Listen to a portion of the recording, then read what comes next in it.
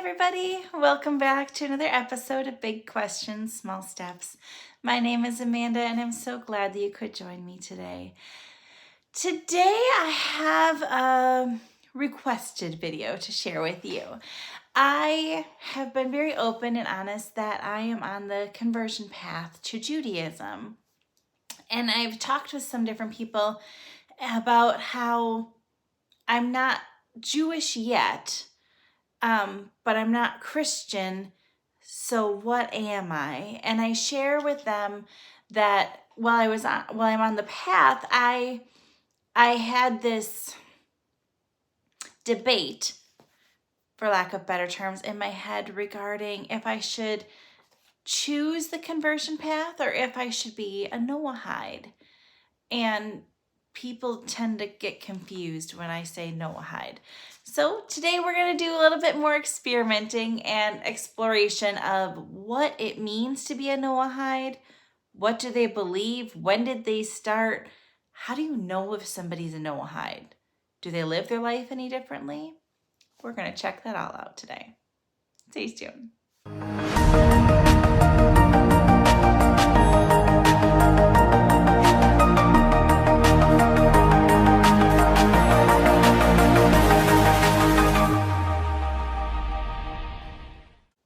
So Noahides are also known as B'nai Noah, and basically it means children of Noah.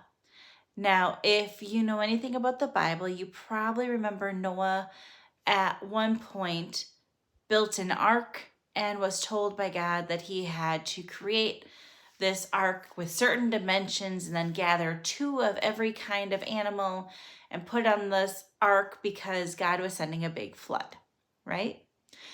And with that big flood, like the rest of the world was essentially washed away. The flood flooded the earth, and Noah was a very faithful man. He followed what God said. And there are 7 laws that are in the Bible, or 7 rules that he followed to be a righteous individual. And so the Noahides, or B'nai Noah, they follow those laws. They call them the 7 laws of morality. But they didn't start until relatively recent.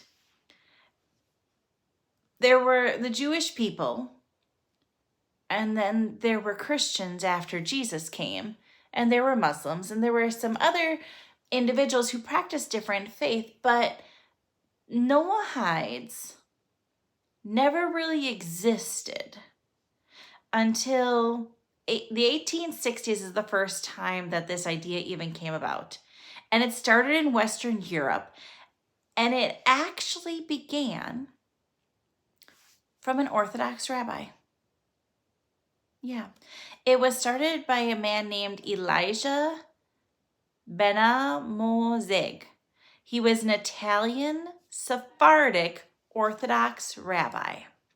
And this was his solution to people who were not Jewish but were interested in Judaism and felt a calling to Judaism. The Orthodox movement has traditionally been very selective in those individuals that they will allow to convert to Judaism.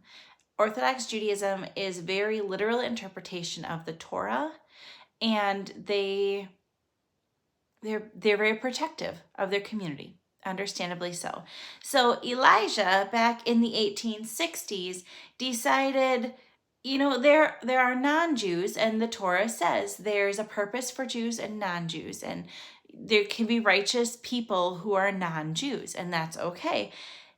He decided that this was the best alternative. It was essentially, he viewed Noahides as part of the universal Judaic religion. But this portion was for non-Jews. So in Judaism, you have Orthodoxy, you have Reform movement, you have Conservative, you have a whole bunch of different movements that interpret the Torah in different ways and relate to it in different ways. But all of those are for if you're Jewish. If you aren't Jewish, but you are a righteous individual, then what?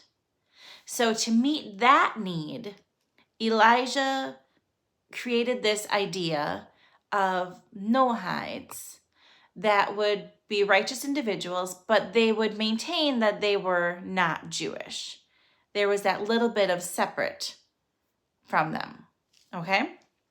In the 1990s, that idea of Noahides actually gained popularity, and it started being embraced and encouraged by Orthodox rabbis in Israel. As a matter of fact, as the Noahide movement grew, it tends to be encouraged most by Orthodox rabbis. Again, because the Orthodox movement is very protective of their community, and they don't allow very many people in as converts. They view that there's a space for people who are Jewish, and there's a space for people who are not Jewish. So they view that this Noahide movement is the perfect alternative for those. And that's what they suggest. And it has grown slowly, but it's growing. It's up to currently about 20,000 worldwide. Now, there typically are not any places of worship for Noahides. There are some websites like asknoah.org, and there are a couple of other Noahide websites where you can ask different things, but typically there's not places of worship. Typically the numbers are so sporadic that they may reach out for online services or online information, but they will either just read the Torah in their own home, or they'll attend services at a Jewish synagogue, because that's what most closely aligns with their beliefs.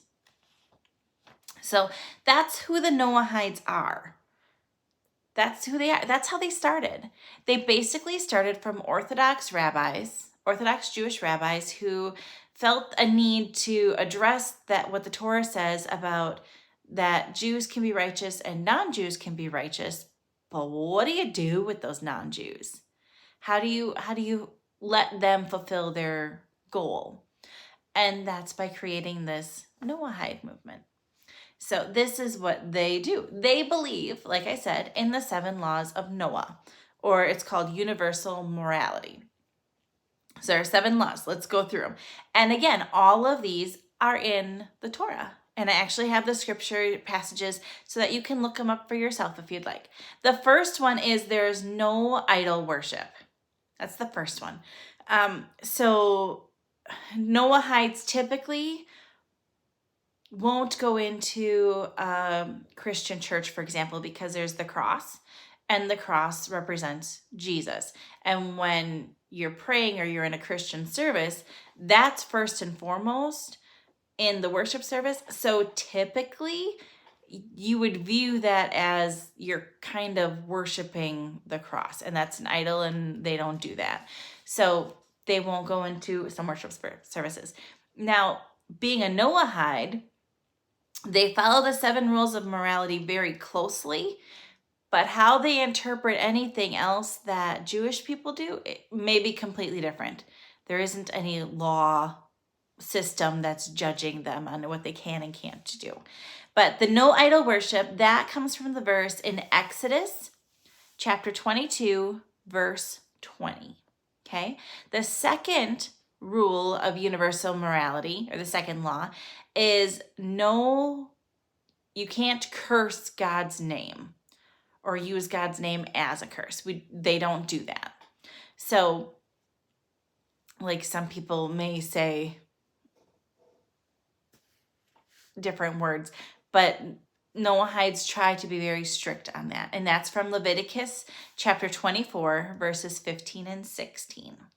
The third is just, I think, a good life rule. Don't murder. You're not supposed to kill people.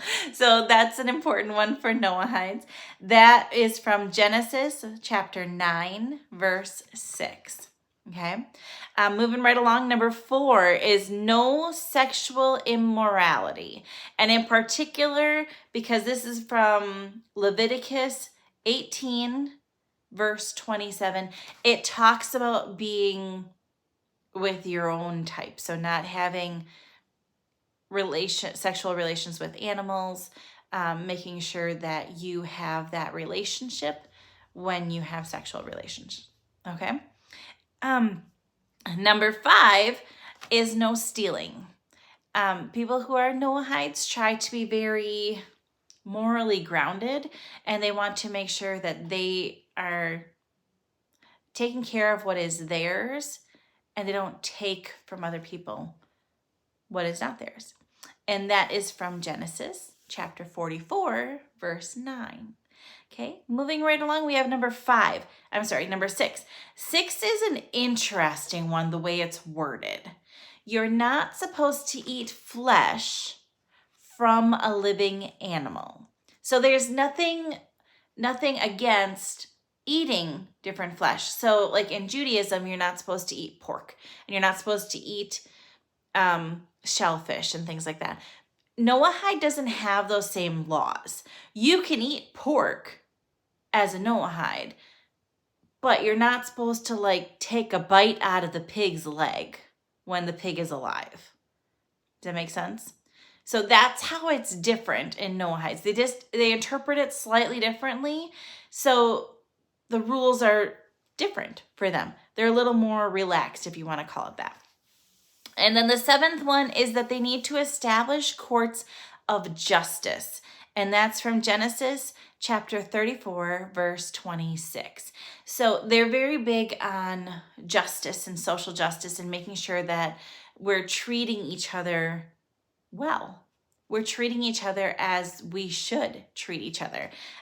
That's very important to them. So the 7 laws of morality are very important for Noahides. And the overarching thing is they have 7 laws. Judaism has 613. Judaism has a lot more specific laws, but again, you're dealing with 2 different groups of people according to the founders of the Noahides. In the Orthodox Judaism religion, Jews and non-Jews have different roles to play in this world. So the Noahides have different roles. They have different rules to fulfill those roles. But they do have one that's the same, and that is that they are monotheistic, meaning there's only one God. So you might say, well, okay, but most places have only one God. Yes, but no. So in Christianity, most of the denominations have something called the Trinity, where it's God the Father, Jesus the Son, and the Holy Spirit. And they say that that's 3 entities in one. And it's about how you relate to that person or entity, and that's who you communicate with. Or some people say that you have to go through Jesus in order to access God because God is intangible and you can't relate to them in particular. Noahides and Jews don't have that. They believe there's one God, only one God, and that's the only one we're going to worship. We're not going to monkey around with, oh, there's this other person, or oh, there's this son that he had through a virgin. Nope, they don't do that. There's one God, and that's it. They'll pray to one God, and that's it.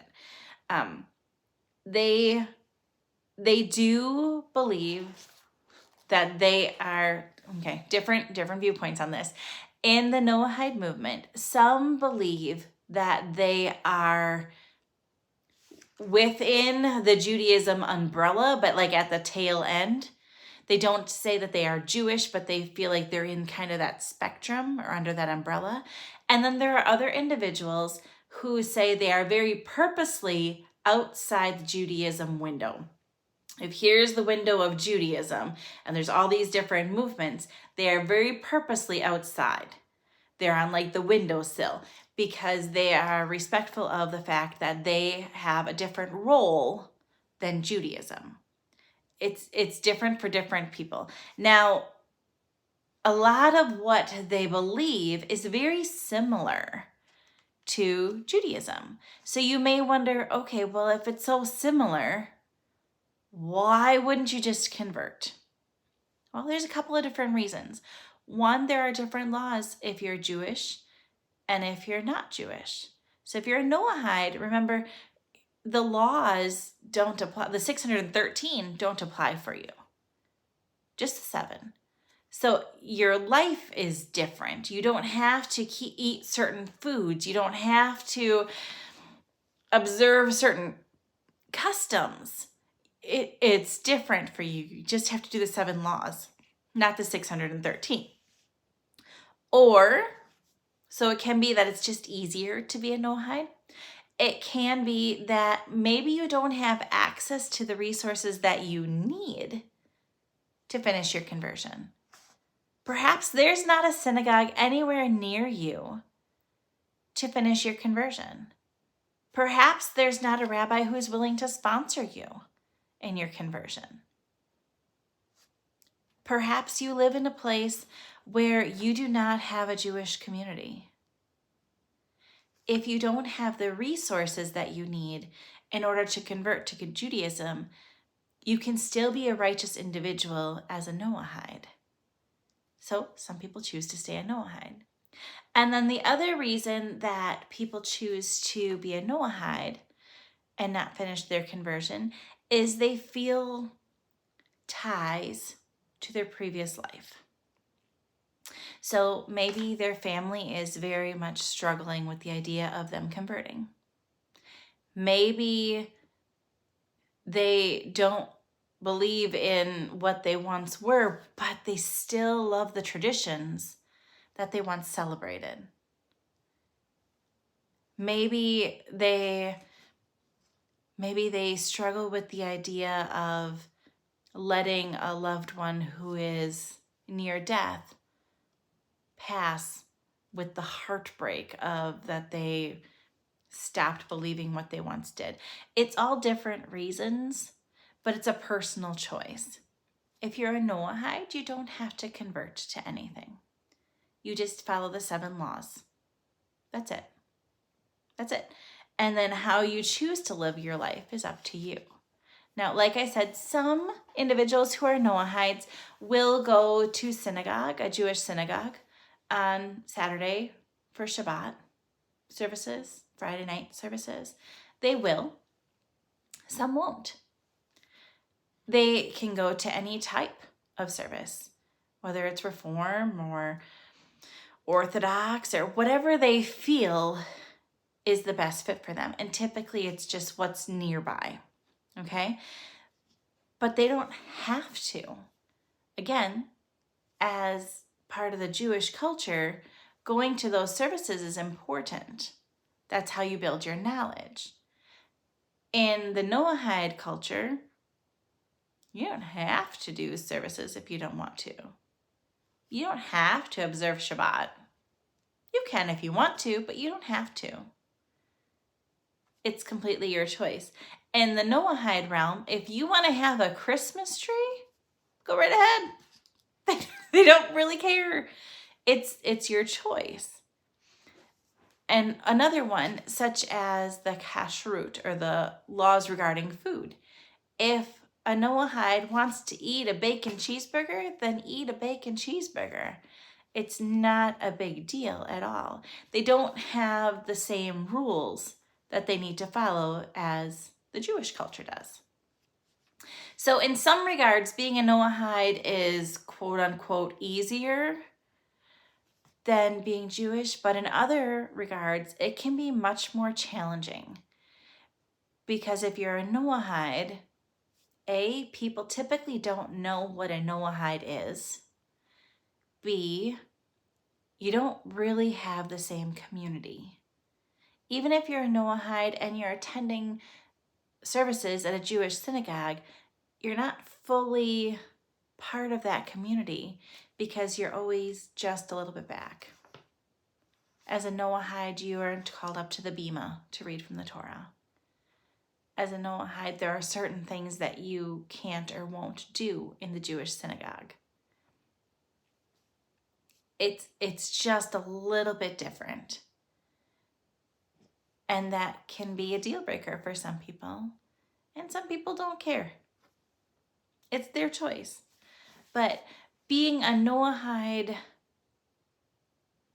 it works for me for right now because that's where I am in my journey. I'm on the conversion path. I know that for me, I will convert to Judaism in the end.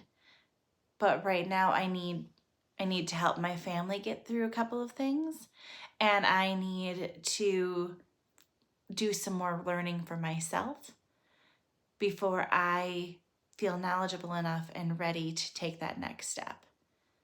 So in the meantime, yeah, I'm a Noahide. But when I go to my synagogue, I do not say that I am a Noahide.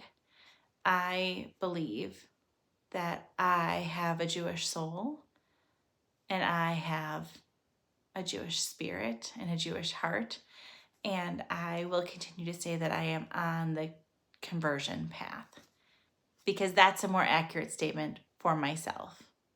Now, if you look at paperwork, yes, technically I'm a Noahide right now, but for me, I don't typically say, yes, I'm a Noahide. I say I'm on the Jewish conversion path because I'm not there yet, but that's my goal. And that's where I will be one day. So I hope today's video helped you learn a little bit more about Noahides and that movement and how it all started and what to expect if you encounter a Noahide. Okay? Because the more we know, the more we grow. Until next time, bye-bye.